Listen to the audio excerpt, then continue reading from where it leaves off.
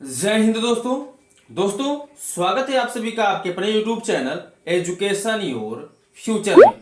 आज आपको इस वीडियो में बताने वाला हूं संधि प्रकरण जो आपके एग्जाम में 3 नंबर का पूछा जाएगा। तो संधि से 3 नंबर का प्रश्न आपके बोर्ड एग्जाम में पूछा जाएगा। दोस्तों वीडियो में शुरू से लेकर अंत तक बने रहें। यदि आप 9वें क्वेश्चन से 3 नंबर पाना चाहते हैं तो दोस्तों वीडियो को आपको पूरा वॉच करना पड़ेगा। और दोस्तों यदि आप मेरे रेगुलर के व्यूअर हैं तो आप वीडियो को अभी से लाइक कर दीजिए, और आप न्यू व्यूअर हैं तो आप पहले वीडियो को वॉच करिए, आपको पसंद आता है तो फिर वीडियो को लाइक करिएगा। ठीक है, तो चलिए देख लेते हैं दोस्तों प्रश्न इसमें कैसे पूछा जाएगा। मैं आपको ट्रिक के माध्यम से संधि के बारे में बताने वाला हूं।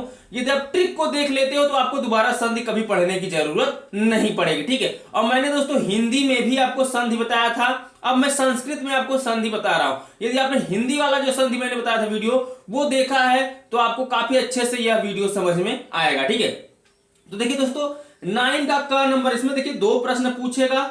9 का क, तो 9वें का जो क होगा उसमें 1 + 1 करके 2 नंबर का प्रश्न पूछा जाएगा 9वें का क, और 9वें का जो ख होगा यह 1 नंबर का प्रश्न होगा। अर्थात टोटल 3 नंबर का प्रश्न यहां से पूछा जाएगा।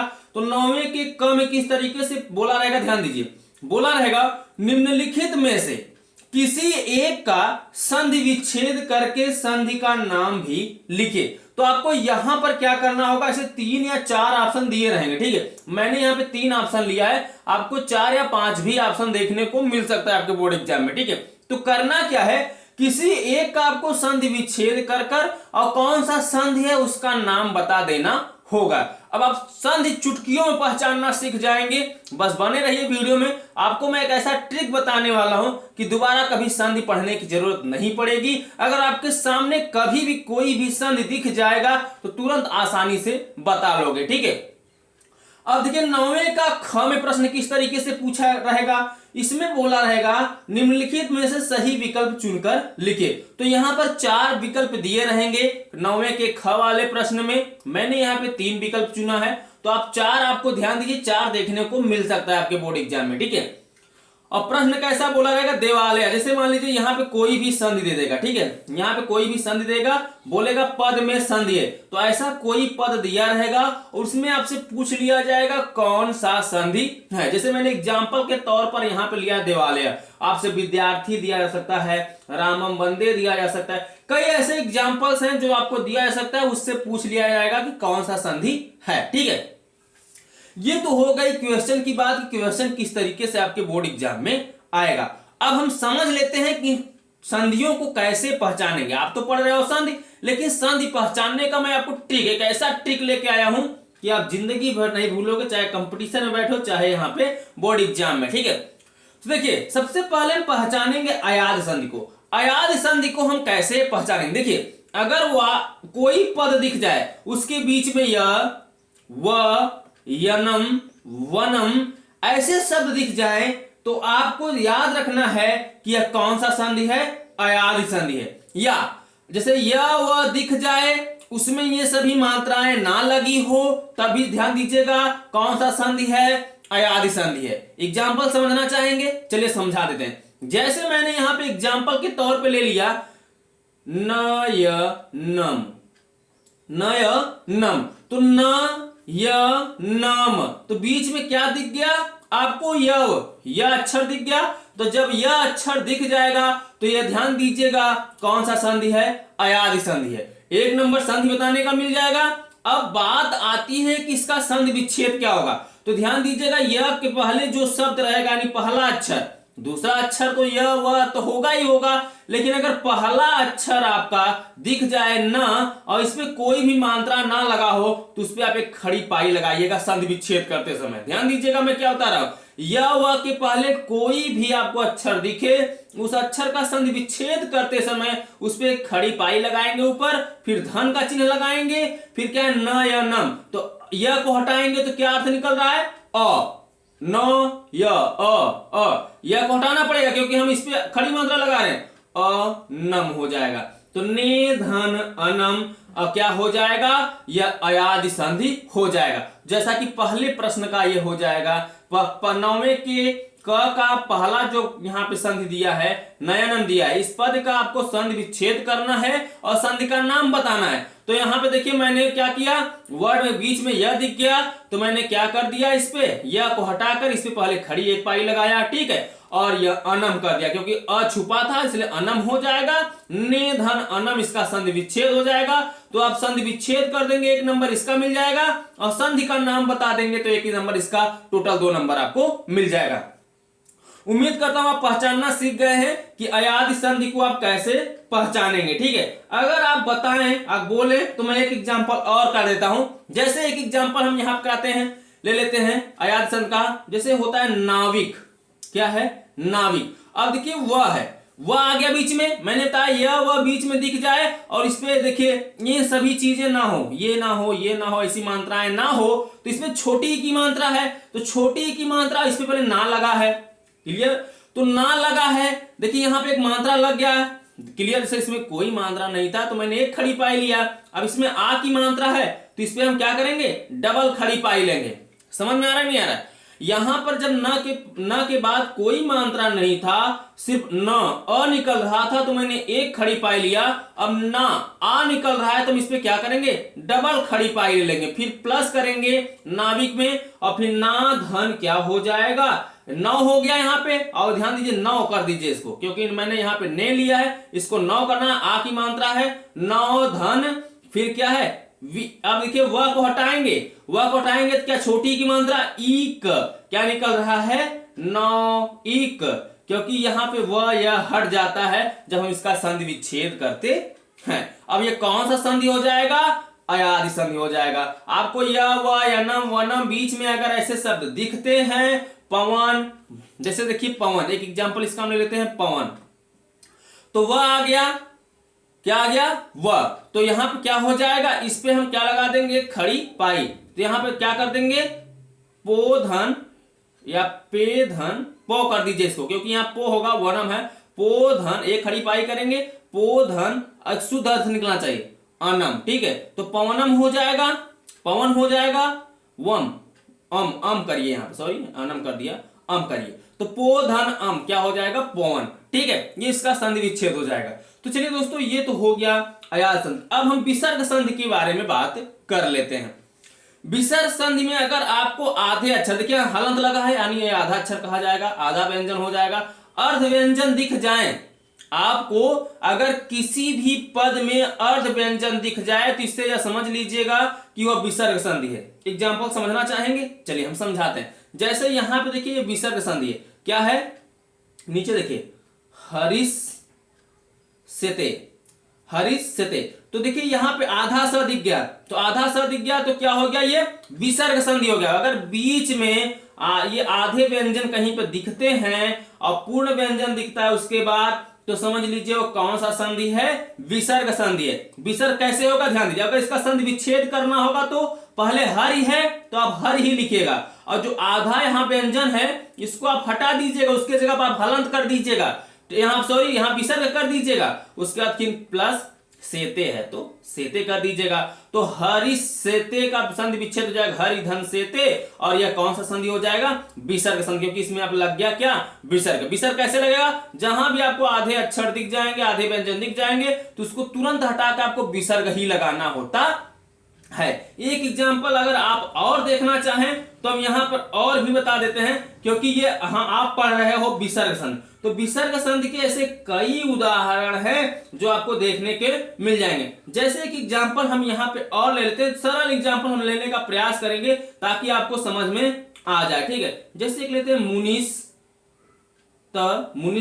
पति, मुनिस्त पति, ये आपका मान लीजिए हो गया, ठीक है, एक पद दिया है, तो मुनिस्त पति, देखिए इसमें आधा क्या आ गया, स आ गया, तो मैंने क्या होता है आधे स, ये सब स दिख जाए तो उसको समझ लीजिए, उसको हटा के हम क्या लगाते हैं, आधे व्यंजन, जरूरी नहीं कि स ही दिखे, व्यंजन का मतलब होता है क से लेकर ज्ञ तक वो आधा हो तो उसको हटाकर हम वहां पे विसर्ग लगाएंगे। जैसे मुनि, तो मुनि आप तो लिखोगे ही लिखोगे, ठीक है, जो शुरू में है उसको। अब ये आधे स को हटाओगे तो यहाँ पे क्या लग जाएगा, विसर्ग लग जाएगा, तो क्या हो जाएगा, मुनि हो जाएगा। ठीक है, और यहाँ पे क्या बच रहा है उसके बाद, तपति, तो प्लस करके तपत लिख दीजिए। तो ये हो जाएगा संधि विच्छेद। और यहाँ पे अगर हम नाम बताना चाहे संधि का तो विसर्ग आ गया है तो क्या हो जाएगा, विसर्ग संधि हो जाएगा।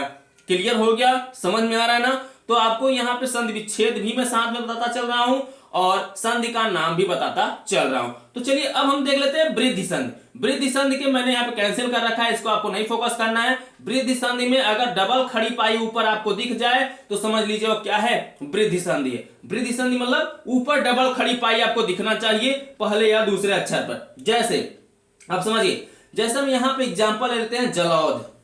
क्या लेते हैं, जलौध। ऊपर देखिए डबल खड़ी पाई दिख रहा है, ऊपर क्या दिख रहा है, डबल खड़ी पाई दिख रहा है, यानी ऊपर डबल इस तरीके से दिखेगा रूप, तो ये क्या हो जाएगा आपका, वृद्धि संधि हो जाएगा। ऊपर डबल इस तरीके से मात्रा दिखेगा, खड़ी पाई दिखेगा, ऊपर खड़ी लकीरें दिखेंगी इस तरीके से, तो क्या हो जाएगा, वृद्धि संधि। तो अगर इसका हमें संधि विच्छेद करना होगा तो सबसे पहले क्या करेंगे, जल है तो जल लिखेंगे, सार्थक शब्द पहला होना चाहिए, जैसे उसका एक अर्थ निकलना चाहिए। जल, जैसे मुनि है, यहाँ हरि है, यहाँ पे जल है, तो इस सब का जल एक सार्थक शब्द है। जल को जल ओल ये सब नहीं होगा। अब देखिए, अब जल धन क्या बच रहा है, ओध, क्या बच रहा है, औध नहीं लिखेंगे, ध्यान दीजिएगा। डबल भले खड़ी पाई है, अगर डबल खड़ी पाई दिखेगा तो एक को यहाँ पे कैंसिल करके एक ही लिखा जाएगा जब हम वृद्धि संधि का संधि विच्छेद करेंगे। ठीक है, अभी आपने समझा यहाँ पे क्या, वृद्धि संधि का। यहाँ एक और एग्जाम्पल करा देते, पहले इसको समझ लीजिए तब। जैसे आता है एकाएकस, एकाएकस संस्कृत है तो यहाँ पे हलंत लगा देते हैं, एकाएकस, एकाएकसः, एकाएकसः। देखिए इस पे डबल खड़ी पाई ऊपर दिख रही है, ऊपर डबल खड़ी पाई दिख जाए तो इसका मतलब ये कौन सा संधि हो जाएगा, वृद्धि संधि हो जाएगा। तो अब संधि विच्छेद इसका करेंगे तो एकाएक, देखिए क्या है, पहले इसको समझिए नहीं तो आपको समझ नहीं आएगा। एकाएक, पहले हम इसको क्या कहते हैं, मात्रा को हटाते हैं, क्या शब्द दिख रहा है, एक, तो यहाँ पे आप लिखेंगे क्या, एक, फिर धन करिए। अब क्या हो रहा है, मैंने बताया डबल खड़ी पाई जब भी हो तो उसमें से एक हम क्या करते हैं, लेस करते हैं, तो फिर एक रहेगा, एक खड़ी पाई को हम क्या बोलते हैं, ए बोलते हैं, तो क्या हो जाएगा ए, और फिर क्या है, कसह, तो कसह कर दीजिए। क्लियर हो गया, समझ में आ रहा है नहीं आ रहा है, समझ में आ रहा होगा, उम्मीद करता हूं बहुत अच्छे से आपको समझ में आ रहा होगा। अब आपने समझ लिया वृद्धि संधि को, चलिए अब आप संधि विच्छेद भी कर लेंगे, साथ में संधि को भी पहचान लेंगे। अब आप देखिए गुण संधि, अगर आपके सामने गुण संधि का आ जाए तो कैसे पहचानेंगे। अगर गुण संधि में आपका एक खड़ी पाई ऊपर दिख जाए, कोई भी पद दिया है उसमें एक खड़ी पाई दिख जाए तो समझ लीजिए कौन सा संधि है, गुण संधि है। ठीक है, तो चलिए उसको भी आप समझ लीजिए। अभी आप पूरा वीडियो देखिएगा, तब भी जो भी कमेंट करना होगा तभी करिएगा। ठीक है, चलिए अब आप देखिए, यहां पर मैं बता रहा हूं गुण संधि के बारे में। तो ऊपर एक खड़ी मात्रा दिखेगी तो समझ लीजिए गुण संधि। जैसे हो गया नरेश, क्या हो गया, नरेश, तो ऊपर देखिए एक, अभी डबल खड़ी पाई दिख रही थी तो वृद्धि में चला जा रहा था, लेकिन अब एक खड़ी पाई दिख रही है तो यह क्या हो जाएगा, गुण संधि। जैसे देखिए, अब देखिए अगर मुझे इसका संधि विच्छेद करना होगा तो पहले उपमात्रा को भूल जाइए, पहले दोनों अक्षर को ले लिए, सार्थक शब्द नर, नर धन। अब क्या करेंगे, नर धन, अब ई हो जाएगा ईस, क्या हो जाएगा, बड़ी की मात्रा लगाइएगा, नर धन ईस।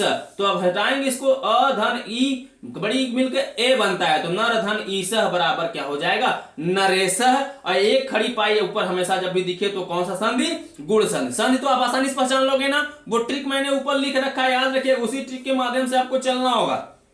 जैसे सुरेश, तो एक खड़ी पाई ऊपर दिख गया तो ये कौन सा संधि, गुण संधि। और संधि विच्छेद करेंगे तो सूर धन ईस, ये क्या हो जाएगा, सूर धन ईस आपका हो जाएगा ये गुण संधि। चलिए लास्ट संधि को देख लेते हैं, दीर्घ संधि। तो दीर्घ संधि आपका क्या हो जाएगा, देखिए दीर्घ संधि में बड़ा आ का मात्रा, बड़ी की मात्रा, बड़ा उ की मात्रा अगर आपको दिख जाता है बीच पद में तो आपको याद रखना है कि वो कौन सा संधि हो जाएगा, दीर्घ संधि हो जाएगा। जैसे एग्जाम्पल देवालय, क्या है, देवालय, तो देवालयों का अगर हम संधि विच्छेद करेंगे, देवा का मतलब देव, क्या होगा, देव धन आलय, आलय मतलब होता है घर। ठीक है, तो यहाँ पर देव का घर, देवालय, तो बड़ा का मात्रा ध्यान, एक खड़ी पाई मैंने बताया क्या, दीर्घ संधि में खड़ी पाई बड़ी की मात्रा बड़ाऊ की मात्रा को दिख जाए तो क्या हो जाता है, दीर्घ संधि हो जाता है। तो ये दीर्घ बड़ा आ का मात्रा दिख गया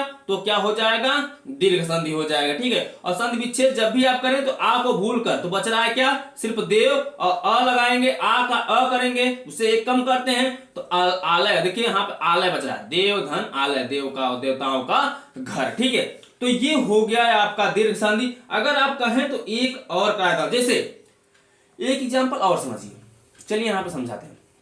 जैसे हो गया फड़ीसह, ये देखिए अब इसे बड़ी की मात्रा आ जा रहा है, बड़ी का मात्रा अर्थात दीर्घ संधि, दीर्घ मतलब बड़ा होता ही है, तो दीर्घ उत्तरी प्रश्न, जैसे आप बोलते हैं दीर्घ उत्तरी प्रश्न, तो दीर्घ में क्या होता है, बड़े सारे सारांश में उत्तर लिखने होते हैं। इसी तरीके से फड़ीस है तो फड़ीस आया है तो फड़ी, पहले इसको हम पूरा लिखेंगे, फड़ी क्या लिखेंगे, फड़ी धन, अब क्या है ईसा कर देंगे क्योंकि यहाँ फड़ीसा है तो अर्थ निकलना चाहिए फड़ीसा, तो ये हो गया इसका संधि विच्छेद, और बड़ी की मात्रा दिख गया तो अर्थात मैंने बताया कि आ बड़ी बड़ाऊ का मात्रा दिखे को दीर्घ संधि हो जाएगा। ठीक है, तो उम्मीद करता हूं आप संधियों को पहचानना भी सीख गए हैं, और संधि अगर आपसे पूछा जाता है तो आसानी से आप बता भी लोगे। ठीक है, अब हम आपसे कुछ संधि पूछने का प्रयास करेंगे, जिसे आपको क्या करना होगा, कमेंट में बताना होगा कि यह कौन सा संधि है। ठीक है, चलिए हम एक संधि आपसे पूछते हैं, जैसे यहां पे हम देते हैं विद्यार्थी,